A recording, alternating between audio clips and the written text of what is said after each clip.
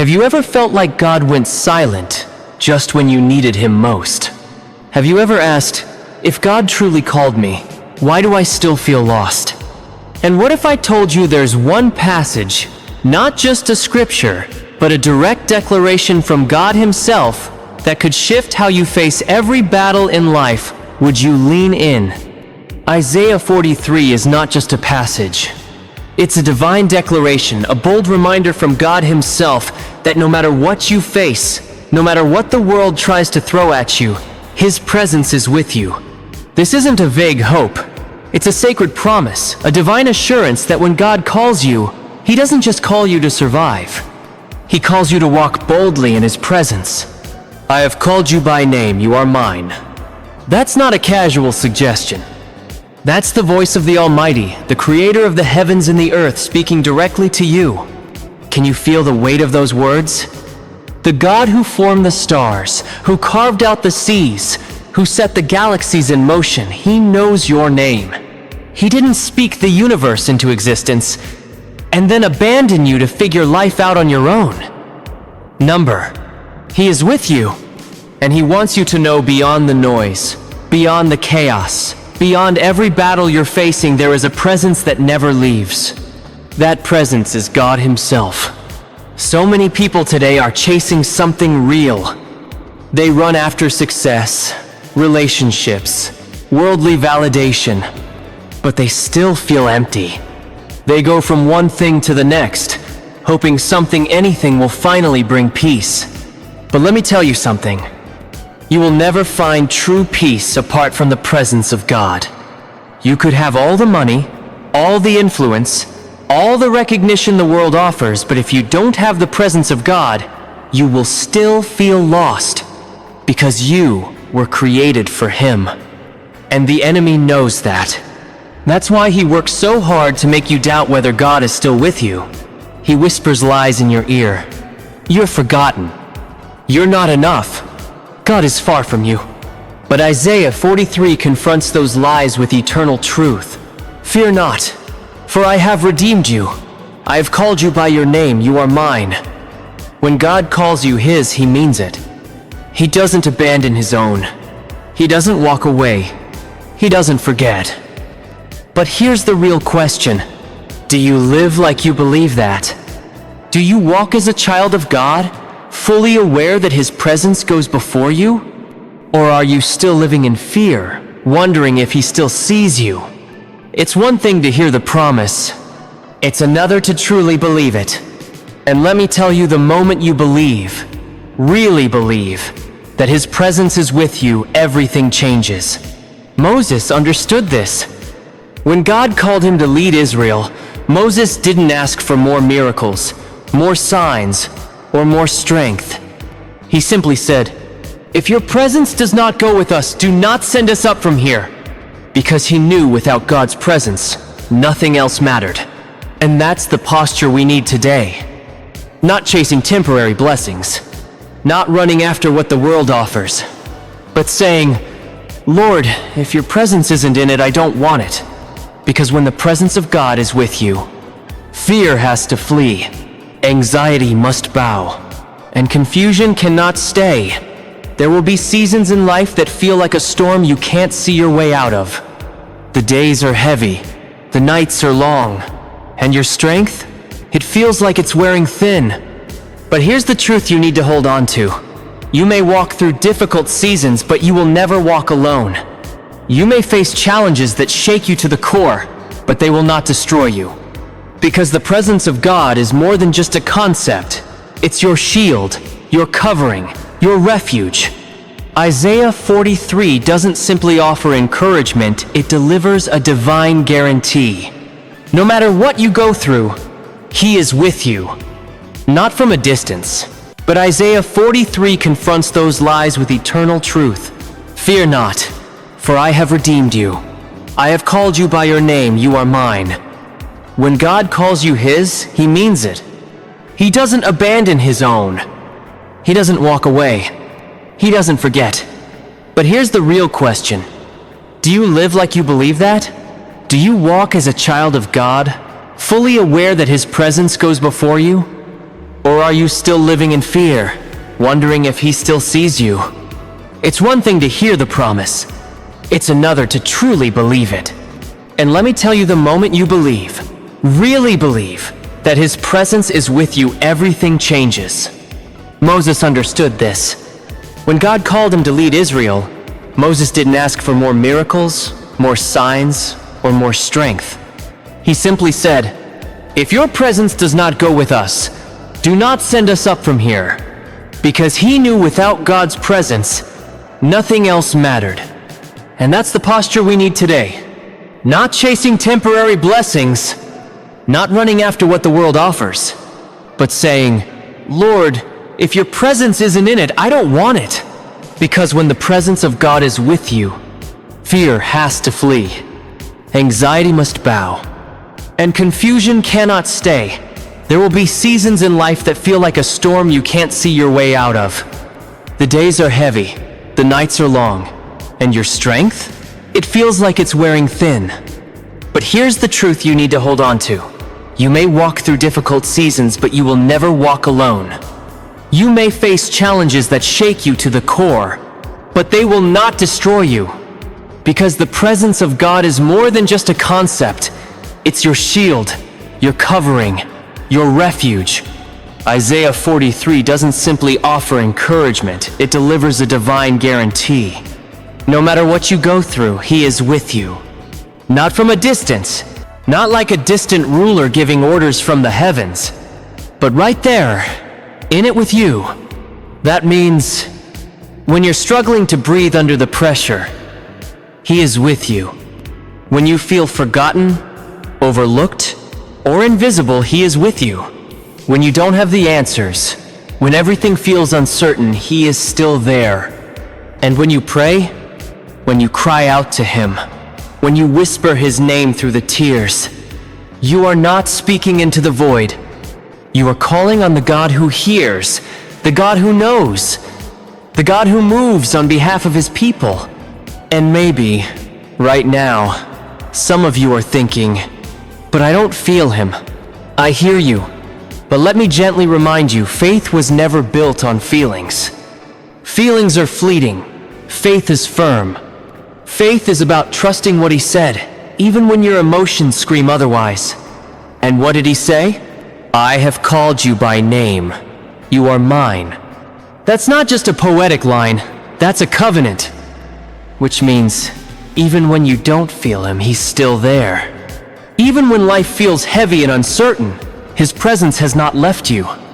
And the very moment you stop trying to hold it all together and simply lift your hands in surrender, that's when you begin to sense what has been there all along. He was never absent. You just needed to look again. So let me ask you, from the depths of your heart, are you living in the confidence of his presence? Or are you walking in fear, wondering if he's still near? Because the truth is, you don't have to beg for his presence. You don't have to chase after him like he's hiding. He's already promised to be with you. What you need to do is step into that truth. Pray with expectation. Walk with assurance. Live with unshakable confidence that you belong to him. And when you do, everything begins to shift. Fear? It loses its grip. Doubt? It begins to fade. And you will walk, not as someone barely surviving, not as someone stumbling through life, but as a child of the Most High God, secure in the presence of the one who called you by name. Because fear, it's a thief. It doesn't come knocking. It sneaks in through cracks of insecurity, whispers lies in the quiet corners of your mind, tries to shake your faith and make you believe you're alone. Not enough. Too far gone. But are you really going to believe a thief? Or the God who says, "You are mine"? Isaiah 43 doesn't offer a gentle encouragement. It delivers a bold declaration. "Fear not, for I have redeemed you." That's not a suggestion.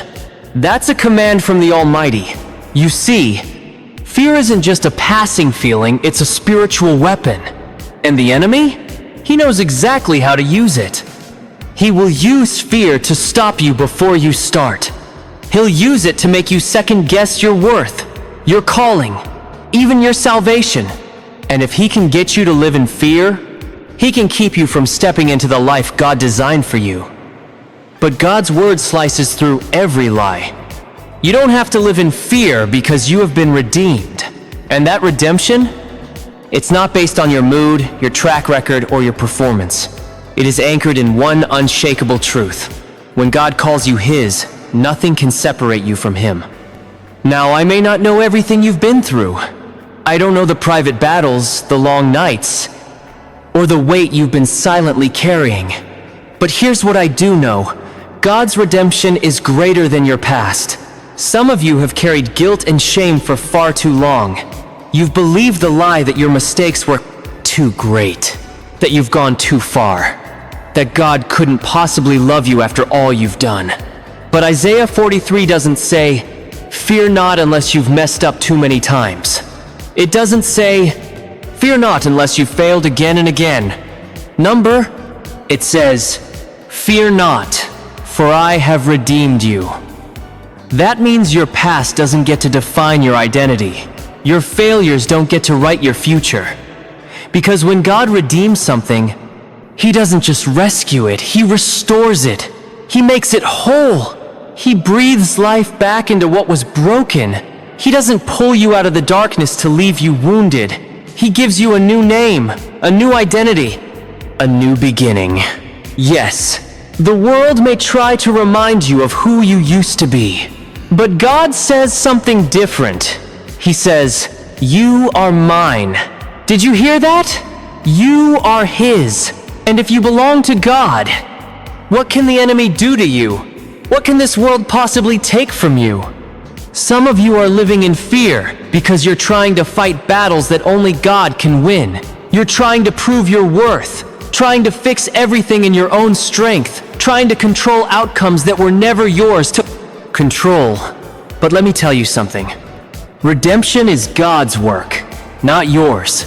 You don't have to fix yourself before coming to him. You don't have to get it all together. You don't have to earn his love or prove your worth. Why? Because he has already redeemed you. And when that truth finally sinks into your heart, when you really believe it, fear starts to lose its grip. Because fear thrives in uncertainty. It feeds off the what ifs. What if God doesn't come through? What if I'm not enough? What if I fail again? But faith rises and answers. I don't need to have all the answers. I just need to trust the one who does. When you know you are redeemed, you stop living like a prisoner of fear. You stop running from your past. You stop hiding from your mistakes. Instead, you start walking in the confidence of your salvation. There's something powerful about a person who truly knows they've been redeemed. They no longer live under the shadow of people's opinions. They don't let their past mistakes hold them hostage. They don't shrink back when life gets hard, because they know no matter what happens, they belong to God. And when you belong to God, you are never without hope. So let me ask you this. Are you living like someone who has been redeemed? Or are you still allowing fear to speak into your life? Because here's the truth. You don't have to be afraid anymore.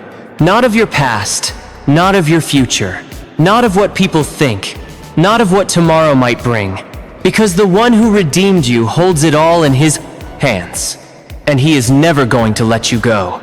And if you ever doubt that, if you ever wonder, does he still see me? Does he still love me?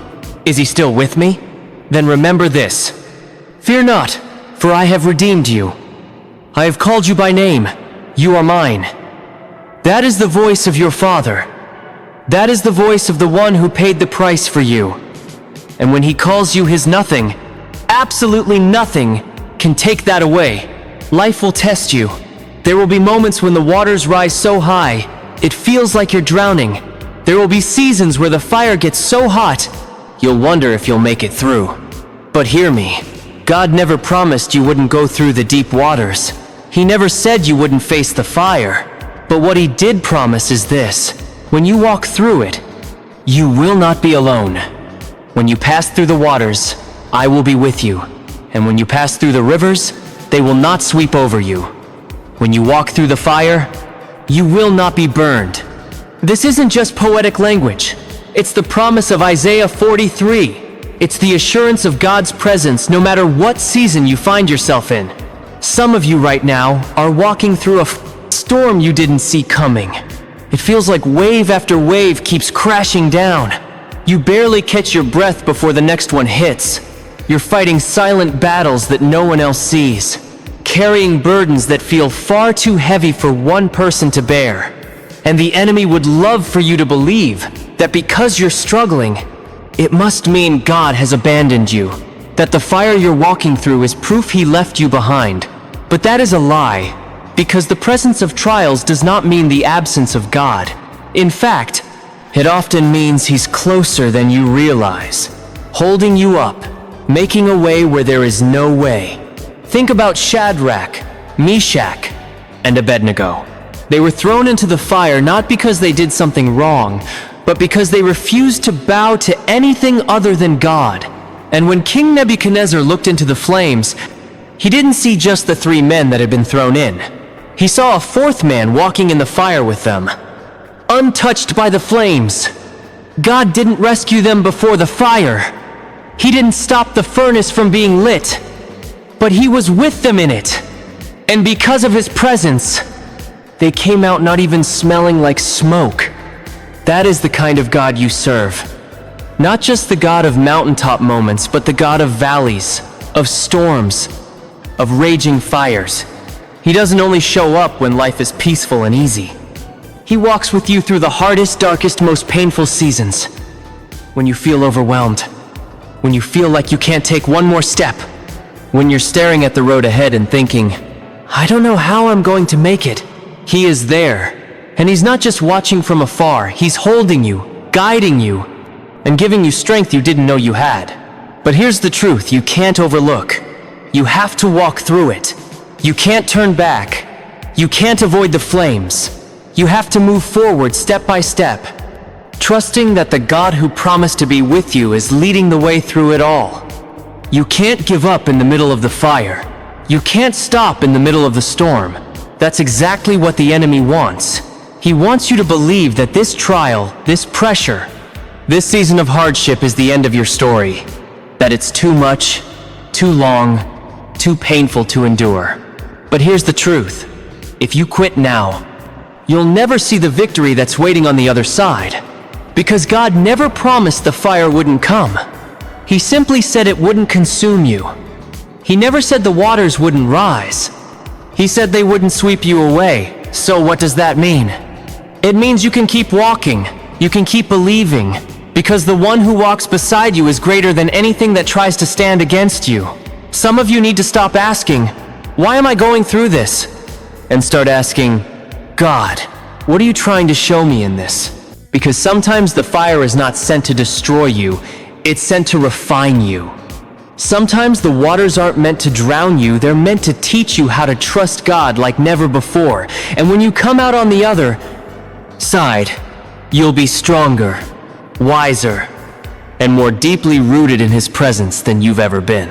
The enemy thought this fire would take you out. He thought the waves would crush you. He thought this storm would silence your faith forever. But what he didn't know was that God was using it to make you unshakable.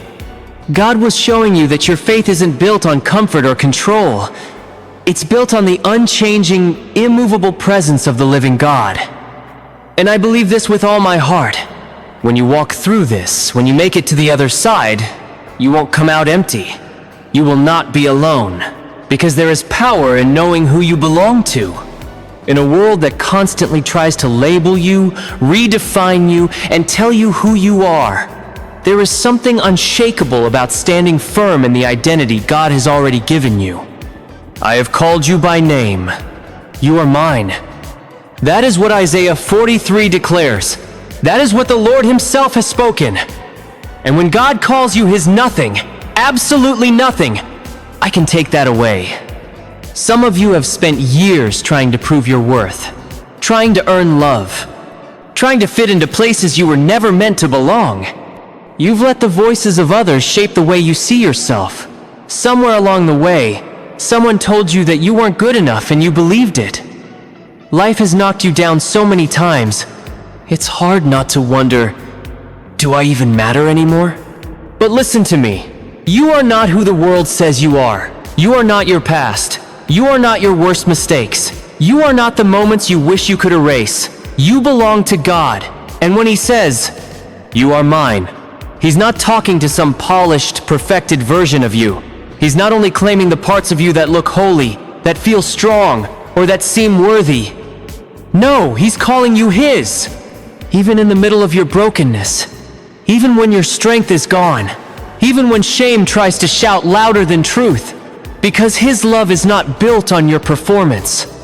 It's not earned by effort. It's rooted in who He is. And He is unchanging, unfailing, faithful. But the enemy knows this.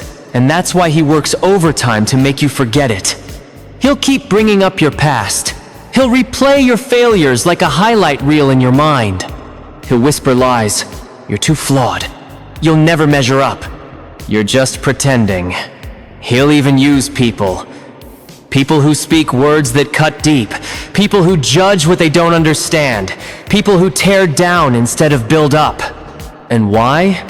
Because if the enemy can get you to question who you are, he can stop you from walking in who God called you to be. But listen to this truth. God did not call you by your failures. He did not label you by your past. He called you by name.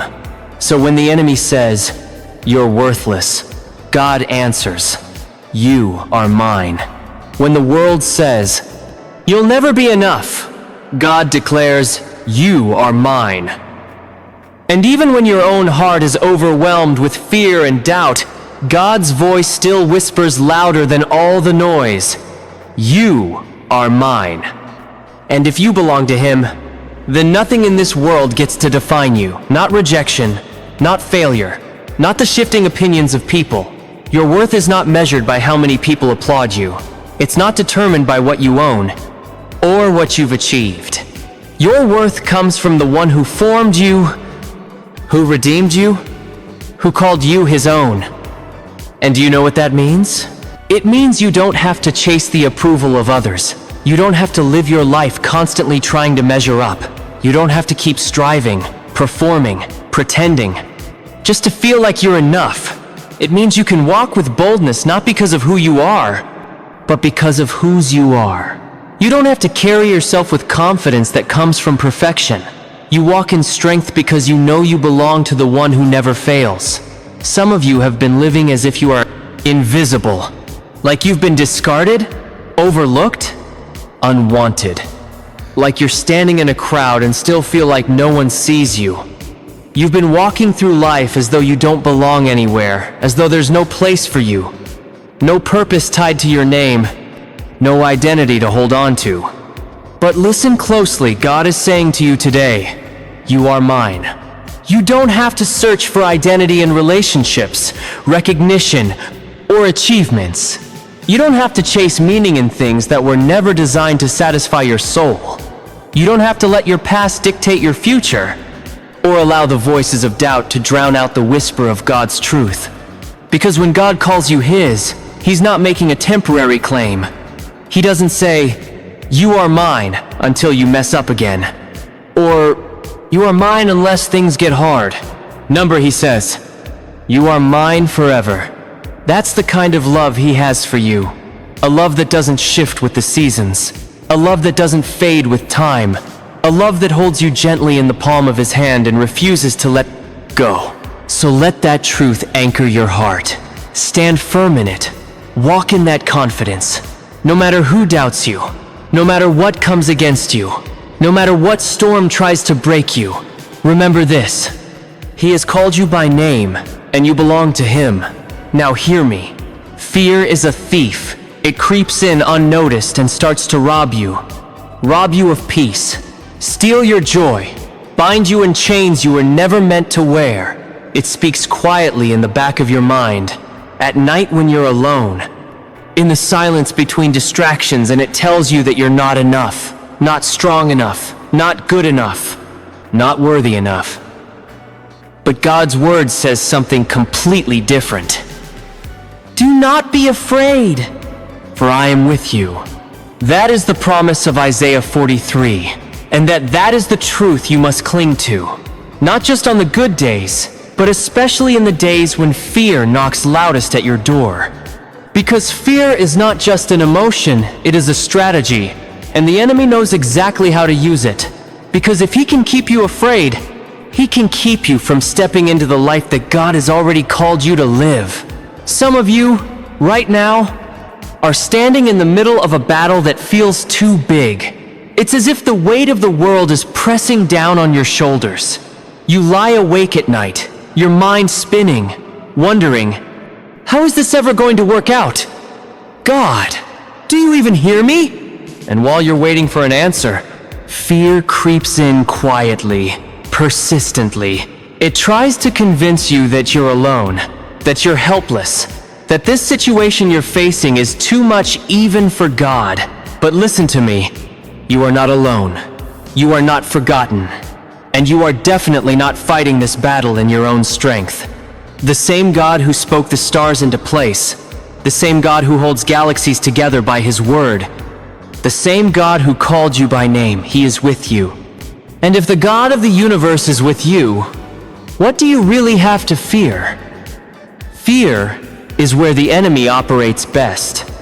He thrives in the shadows in your past regrets, in your future uncertainties, in the places where your faith feels quiet and your hope feels thin.